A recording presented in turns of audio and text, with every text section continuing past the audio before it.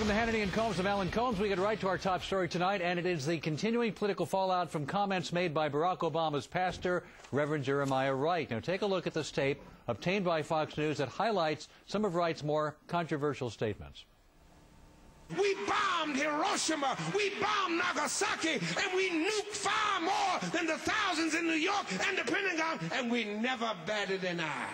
The stuff we have done overseas is now brought right back into our own front yards. America's chickens are coming home to roost. The government lied about inventing the HIV virus as a means of genocide against people of color. Governments lie. That's just the tip of the iceberg. Fox has obtained hours of tapes with many more controversial comments, and here are some more excerpts of other portions you probably have not yet seen or read about. The government lied about Pearl Harbor. They knew the Japanese were going to attack. Governments lied. We've got a paranoid group of patriots in power that now, in the interests of homeland security, the government lied about the Tuskegee experiment. They purposely infected African-American men with syphilis. Fighting for peace is like raping for virginity. What's going on in white America, U.S. of KKKA? Black men turning on black men. That is fighting the wrong enemy. You both are the primary targets in an oppressive society that sees both of you as a dangerous threat. We cannot see how what we are doing is the same thing Al-Qaeda is doing under a different color flag. And guess what else? If they don't find them some weapons of mass destruction, they're going to do just like the LAPD and plant them some weapons of mass destruction. God damn America, that's in the Bible, for killing innocent people. God damn America, for treating us citizens as less than human. God damn America. Now, in just a few minutes, we're going to play for you Jeremiah Wright's only television interview, which was, by the way, right here on Hannity and Colmes. No clips, no excerpts. For the first time since it aired live, you will see the whole thing. Then after hearing from Jeremiah Wright, you'll hear from Barack Obama himself. He'll be on Hannity and Colmes to respond to this story tonight. You don't want to miss that. Joining us now with more on this developing story, radio talk show host Neil Bortz and Democratic strategist Tanya Acker. Tanya, let me start with you. First of all, is any of this fair? Is it appropriate to talk about whatever Jeremiah Wright says in terms of who Barack Obama is? Well, it's certainly fair in the sense that whenever a political figure has associations with someone controversial, we tend to examine those associations. What is not fair is to suggest that Barack Obama shares any of these controversial views, which are incendiary and just, let's be straight, crazy.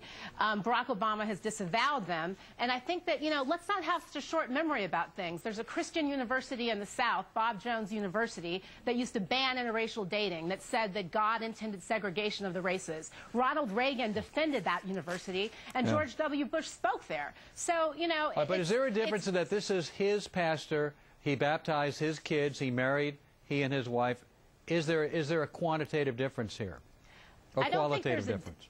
I don't think there's a difference in that, just like we can't assume that John McCain believes that the Catholic Church is the great whore, as Reverend Hagee did, and Reverend Hagee endorsed him. I don't think that we should assume that Barack Obama embraces these views, and he's expressly disavowed them. Neil, we're going to hear from Barack Obama himself in just a few moments. He has also said prior to his appearance tonight here, he said, let me say, I vehemently disagree and strongly condemn the statements that have been the subject of controversy. He's been very specific up until now in condemning all these controversial statements and says he was not in the pews of this church when any of these things were said.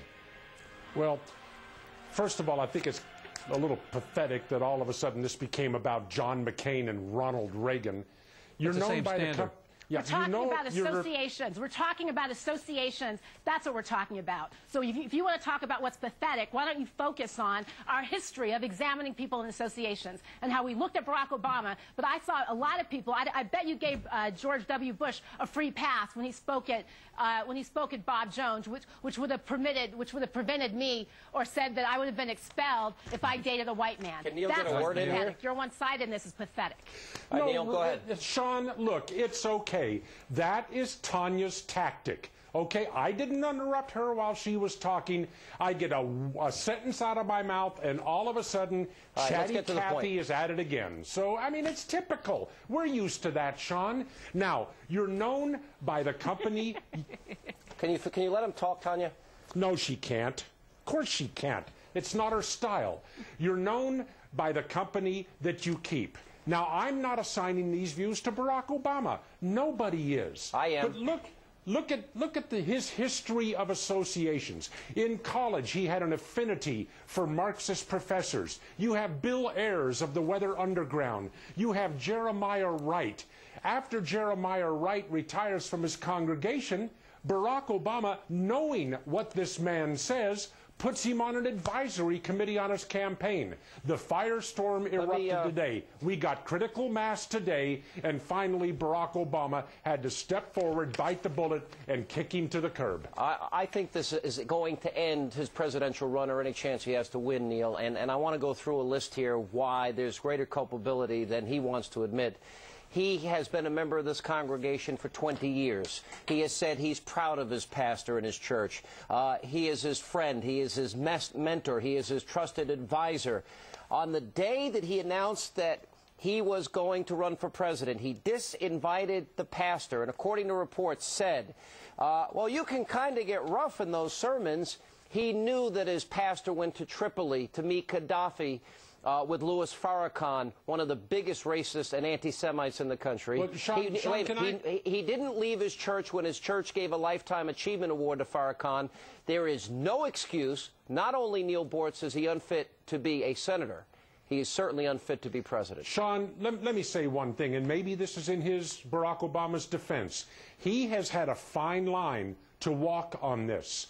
If he does not condemn his pastor, then one side will look at him as sharing those views. If he does condemn his pastor, then perhaps there's other people out there that will say that he's a sellout, and maybe he'll even get the Uncle Tom word out there. His whole campaign has been about change, that he's not your average politician, that he stands above the fray, but yet here he has a pastor with all of these ties to racist and anti-Semites. And if we go through the U.S. KKKA, God D America, GD America, on the Sunday after 9/11, the chickens have come home to roost. He blames his own country, Neil Bortz. Right. There is no excuse for him not knowing.